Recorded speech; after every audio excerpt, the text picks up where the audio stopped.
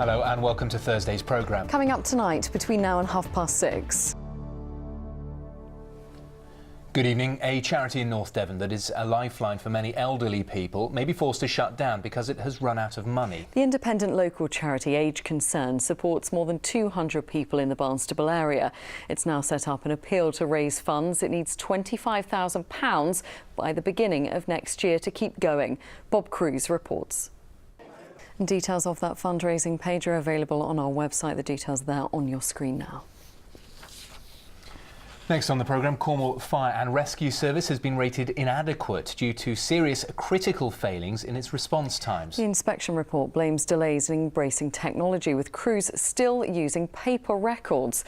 So are people living in isolated rural areas at risk if a fire took hold? Nick Smith has this report. Well, meanwhile, around 25 firefighters have been dealing with a house fire in Exeter.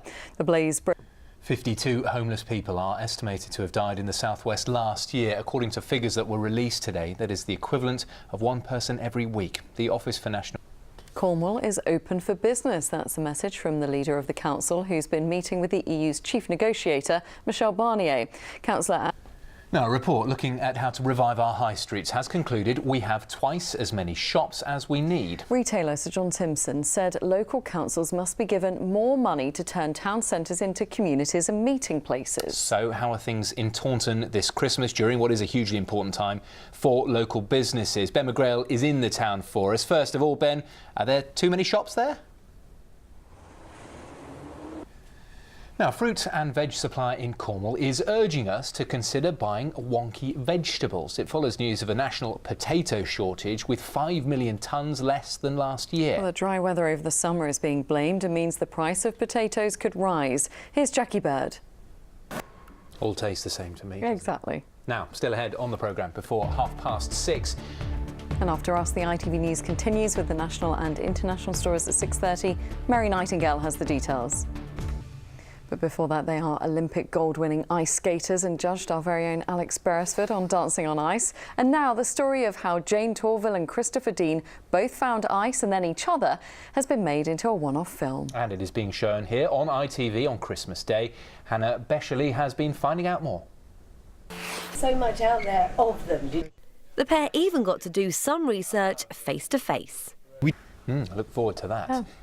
Now, just time to give you a quick mention of one story that's getting quite a lot of attention on our social media today. It is the bizarre 999 calls that South Western Ambulance Service has received.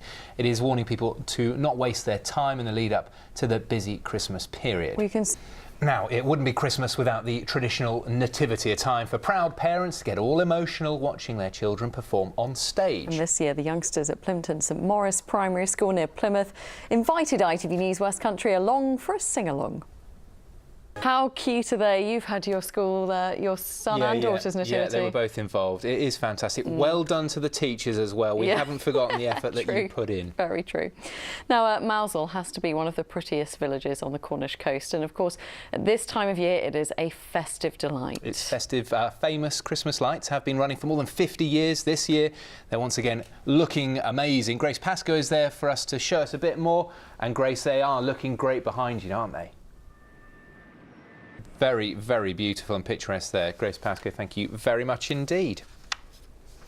And the residents of St Anne's Chapel in the parish of Calstock in Cornwall are getting into the festive spirit too. Take a look at... Now, before we go to Charlie for the forecast, we need to just say a very quick hello to one of our viewers this evening. It's 11-year-old Marnix, who's in Plymouth.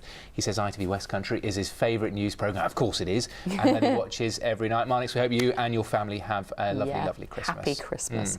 So we better get the weather forecast, haven't we? And Charlie is at the Met Office for us this evening. Charlie, we've been asking, haven't we, about predictions for Christmas Day? We have. I'm stunned that... Charlie, thanks very much.